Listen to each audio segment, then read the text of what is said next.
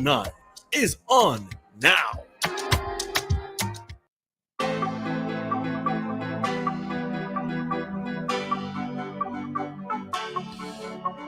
And the time is now 7:45 here in St. Vincent and the Grenadines.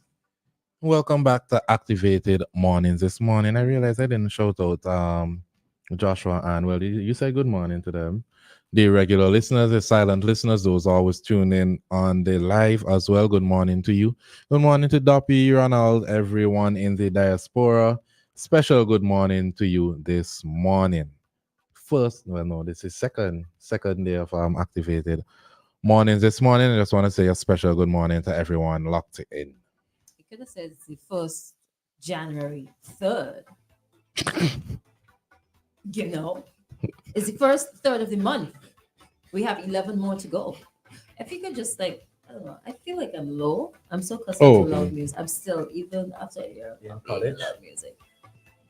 A little bit. Oh yeah, that's so much better. Big things. Anyways, right. So good morning. Mr. Good morning to Paliga. Good morning to everybody in Glen, Calico, and surrounding areas. Good morning to the entire East St. George. Pick up to the Grenadines as well. Everybody who listens in the rest of the region and the rest of the world. Good morning. Like Ari said, we really do appreciate the silent listeners. And we also appreciate the conversations that we have off air, even though you don't interact with us on air. Now, this part here, we're going to touch on some apparent or alleged issues with nurses at the Milton Keyser Memorial Hospital. There's a story on ANN, so let's get to it. Let's pinpoint the highlights of this story here. So the gist of this story is a nursing assistant seemed to have come out and complained about not receiving their salary increments. And that person claims to believe that it has happened to both registered nurses and nursing assistants. So they obviously spoke anonymously to ANN and they highlighted persistent delays and excuses encountered by nurses seeking salary increments through evaluations. They outlined the procedure, mentioning that registered nurses undergo 1 year probation period, while nursing assistants typically have a 2-year probation. Following this, a monthly increment of $100 is added until the maximum payment is reached. The nursing assistant emphasized the significance of evaluations, expressing that the lack of 3 written or signed evaluation implies a continuous probationary status, denying them permanency and the consequent increments. They voiced frustration, citing difficulties faced by many nurses, particularly those in the maternity ward, in obtaining these crucial evaluations. The nursing assistant even had pointed out that a colleague of theirs resigned and asked to come back to sign the evaluation, which doesn't make any sense. But ANN spoke to a senior nurse and they acknowledged the existence of the increment system, but they could not specify the exact amount. So they couldn't say if it's $100 or not.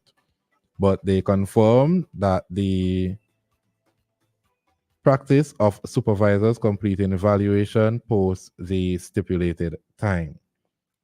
And while they could not speak directly to the information presented in the article, they pointed out a lack of complaints regarding the issue, formal complaints regarding the issue.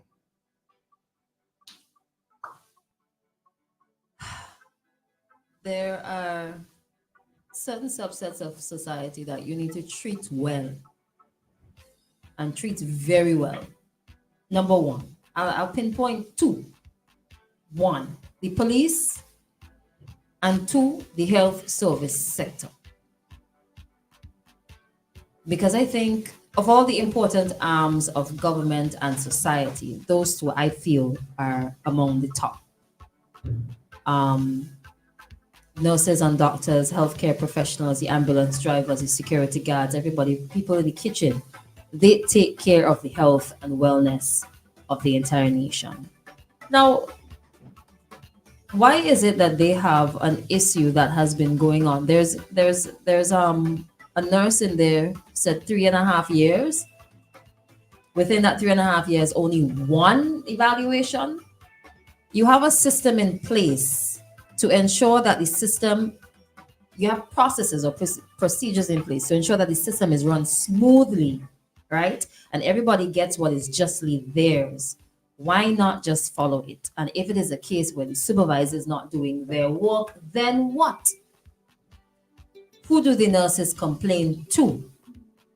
Who do the nurses write a formal complaint to? Another supervisor, somebody above the supervisor? Do they go straight to the Ministry of Health or they run straight to the media? At the end of the story, it says that they're not aware of any formal complaints. Why don't the nurses make formal complaints? I think that's the most important part to me.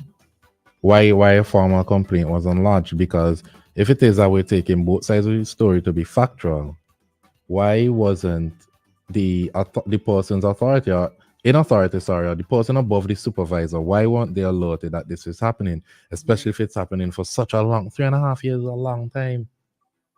And I think that it's not just in the nursing system. I think when you're employed, a lot of people are afraid to really make complaints or speak up about ills that they're experiencing in the workplace, but that does not help the workplace get better. I do think that going to the media did help shine light on the situation, and now they're forced to look into it and see how they can correct the wrong, hopefully at least. But why is it that formal complaints aren't being lodged if this is a persistent issue? Because it deals with compensation too. If you're not able to, what is the term that's being used? Sorry, it just slipped my mind. Increments? Not increments. It's not appraisal. Evaluation. Evaluation. Some people still on probation. I mean, it's just complete nonsense. Adrian is on live. He says one issue we have here is that people mumble. They do not follow protocol and expect things to magically happen. Exactly. If you're not speaking up, how you expect them to correct it? What if they are speaking up? Before I get to the next comment, what if they are speaking up and like nobody is paying attention? But I noticed that wasn't mentioned in the story. That they said, well, we've been making complaints and nothing has been happening. But you're saying, my colleague had this issue, full stop. You only say, Nurses Association. There's a Nurses Association? Last I checked, there was one. There was one, and then there wasn't one, and then they tried to reform one, but like they had a bit of problems. I don't know if the nurses don't want to come together. I don't know if they're not getting the support from the administration. Here's another response on the live. Another issue with making formal complaints is that people aren't mature. As a consequence, people may face victimization. Professional, mature or professional. That too, because the people who hire up, they're the ones who are not mature or professional. Maybe that's the reason they don't want to make formal complaints. Two reasons I would see, and I would sort of accept or understand rather. One, the people higher up, they will victimize you and they're unprofessional and all that sorts. And two, it gets nowhere. But you know what I'm curious about? I'm pretty sure that the way the system works is that the nurses who've been through the rigors, who've been through the entire system, they then get promoted to an administrative position. So they know, they should be familiar with the struggles that the younger nurses are facing. But I'm trying to remember, these increments, these are something recently introduced by this current government. I am not certain of the track record of the increments. That I'm not sure of. The probationary periods and how the system works once you get in, I am not certain.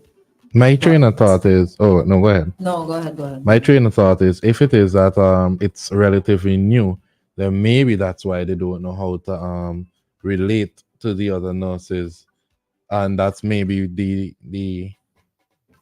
little problem that they have in their way communication. I don't know. Communication is nothing new. I'm pretty sure you learned a bit of communication in school. And if you don't know, Google. If you don't know, ask somebody who's wiser than you. But for people in senior positions, yes, and this goes across the board, right? anybody, any profession. Mm-hmm. They would have gone through the rigors and the struggles. But sometimes when they get there and they start getting the money and they get the position, they completely forget about the struggles of this person under you because they are above Mm-hmm. and they Mm-hmm. are benefiting Mm-hmm. and they don't have to Mm-hmm. deal with that. So they don't care. Sometimes they don't care. I don't know if that's the case here, but sometimes they don't care. But we need to take care of our nurses better than that. If this is the issue, it needs to be rectified. If the problem is that supervisors are not doing their work, the supervisor needs to be held accountable. Make your formal complaints. Go to the office and find out. I cannot recall the position of Miss Grace Walters, but in terms of administration, maybe she is somebody who can help. Get some advice. Go to your nurses association. Is the nurses association functioning? If it's not functioning, maybe a group of you can come together and make it function. Because at the end of the day, you are taking care of me, Ari, anybody else who shows up at the hospital, and you need to be in the best position to do that as possible. Fix it. Yeah, I really do think that they need to look at this, the hospital as a vehicle. And if a wheel falls off, then we in trouble. Boy. If a wheel falls off, we're in trouble. So if you see your wheel rattling, fix it. Because once one of Tires. those wheels fall off, it's problems. The tires starting to show the wire. And you know the hospital don't have the best reputation. It doesn't have the best reputation, but it's not all doom and gloom at MC. Yeah, it's not all doom and gloom. Okay. But given that it doesn't have the best reputation, I would like to believe that the administration, or at least the ministry, are trying to avoid problems like this. We're trying to rectify problems like this. So while I do see this as a problem, I do think that they need to communicate their problem with their supervisors. Not the supervisors, because clearly supervisors is the problem. No, but above that. no. On a serious note, like, okay, even if the supervisor is a problem, let the records show that you have formally complained Exactly. to your supervisor. Exactly. Right? If you get no redress, go above the supervisor. Whosoever is supervising the supervisor, you go to that person and make it formal. Paper trail, get that paper trail signed, sealed, and delivered. Make sure you get all your ammunition. So when you go into battle, you have everything and you are in no wrong. You have to cover your double consonant. Do you have any messages on the WhatsApp there? Oh yes. I'm forgetting the WhatsApp. 99% of Vincentian nurses who came to Bermuda are excellent nurses. Hi. I need to interview Margaret London. Good morning, Miss London. She was a nurse. She's formerly a nurse. All right, Joshua rectified. I was a victim. I went to the Ministry of Health, SNO, PSU, not us. Was done. Communications means nothing. Wow. Then you hit the media, hit the streets. Y'all don't know how to strike. Wow. Y'all don't know how to hit the streets. You don't know how to do things. People in the past have done it. You could do it too. It's difficult to strike in this economy, though. You have to do something. You have to do something. But when you have children taken care of, yeah, and that is what people hold above you. But if you don't fix the situation, no, it will never change. You will be frustrated, and the nurses will just pack up and leave, as they are doing, have been doing, and will continue to do. I'm pretty sure someone from the government, I don't know if it's the minister, I'm pretty sure I saw a statement about that, about the nurses leaving. I think they're leaving. They're fed up. Fed up. So for the foolish people who are creating the environment or enabling the environment for them to be unhappy and leave, you know what they're doing? They're sitting on there and they're collecting their salary. They don't care. I think that's what the system needs. People that actually care about patients and care about the people who are taking care of the patients. Good morning to the wonderful nurses and doctors down there at the MCMH. Y'all are doing a wonderful job. Yeah, I really do hope this situation is rectified. Yeah.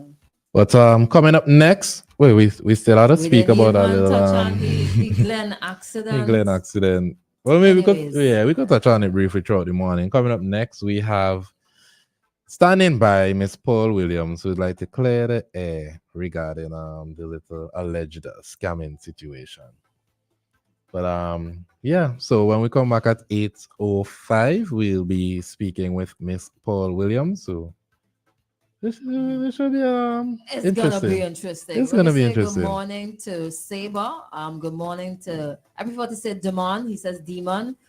Good morning to Thomo, as well as Teacher Neil, Juan, And okay, maybe Trevor was yesterday. All right, good morning, good morning. We'll be back. All right, so the time is now 8 o'clock here in St. Vincent and the Grenadines, and your time check was brought to you by New Haven Funeral Home.